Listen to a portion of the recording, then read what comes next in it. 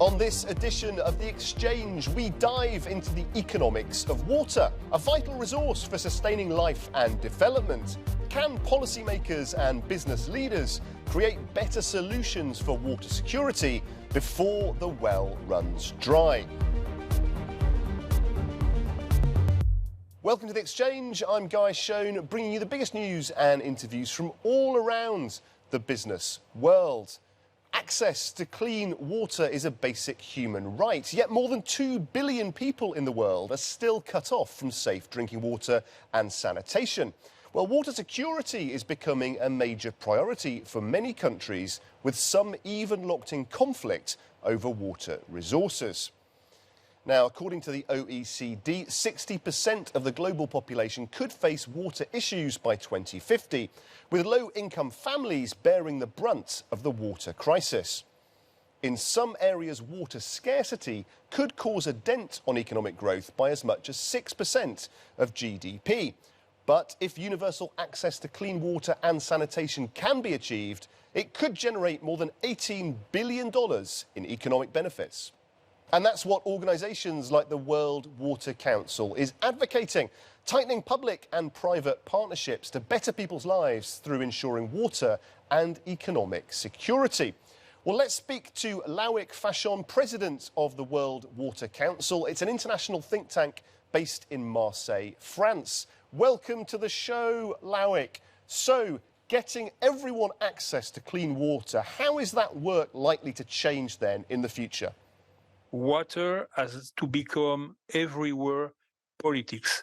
It's our main slogan. Water is politics. And saying to the political leaders in the world, stop ignoring water. Taps before guns. And you can understand what does it mean very concretely in the state budget and at all levels, international, nationals, and local levels. So stop ignoring water. Water is politics. A strong message there from the president of the World Water Council. For countries in arid regions like the Middle East, water scarcity has been a challenge to overcome for decades. But with the development of technology, the goal of achieving water security through sustainable means is now closer than ever. To do that, Qatar teamed up with Spanish water management company Aguas de Valencia. The firm is one of the oldest in the business, with roots dating back to the late 1800s. Well, the award-winning team are pioneers in digitising systems on a global scale. Our reporter Laila Hamira has more. Yes, Guy, we're here at the biggest water treatment facility in Qatar, where the entire process of making wastewater safe for use again is being powered by Aguas de Valencia's smart solutions. Let's take a look. Sewage in its raw form is a sight few want to see. Yet this water treatment facility west of the capital Doha is where trucks upon trucks of wastewater end up. Here, the sewage goes through multiple stages of biological treatment filtration and high-pressure sanitization before becoming clean water. Now, it's not water that's safe to drink. That's done in a different plant. In this facility, the goal is to make dirty water clean and clean enough to be reused again to irrigate fields and parks all around Qatar. We are doing this to optimize all the water need in order to use the very accurate quantity of water, depending on the plants, depending on the weather, depending on the forecast.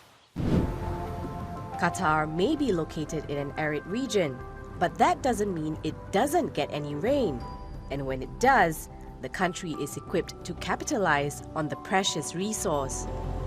Here in Qatar, when it's rain, the quantity of rain is very high in a very short period of time. So we have to be very ready in order to treat and to keep for a period of time of that peak rain in order to treat 100% of the water.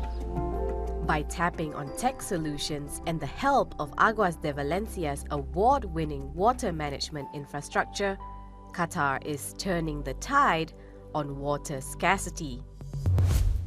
So we've seen how international partnerships and the use of technology can help alleviate water scarcity issues. But with the uncertainty of climate change and other potential conflicts over water resources, how will the role of water governance shift in the years to come?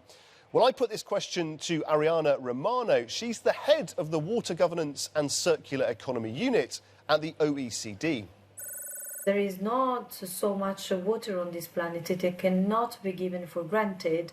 So we need to save every drop to an efficient water management. We need to be smarter, we need to follow circular economy frameworks and approach that could close the loopholes in the water field. And then it's important to think in systems, to value water as an asset and to link it to other policies or sectors that have a direct or indirect effect on water, for example, energy, for example, waste or urban and regional development. Now it's time for our regular feature, Business in 60 Seconds. Start the clock. The European Central Bank makes its interest rate decision. Frankfurt-based policymakers have been busy battling inflation, trying to stay close to the ECB's stated goal of 2%. Well, beyond rate hike decisions, analysts continue to monitor how the world's biggest trading bloc can stay safely out of recession. German automaker Volkswagen releases its full-year results. The car giant has been getting to grips with the electric power revolution, recently announcing a range of battery and charging innovations. The group, hoping for a strong set of figures, claim that combining pulse inverters and thermal management systems can create new efficiencies of up to 20%. Also due out with its full-year report is British insurance company Prudential.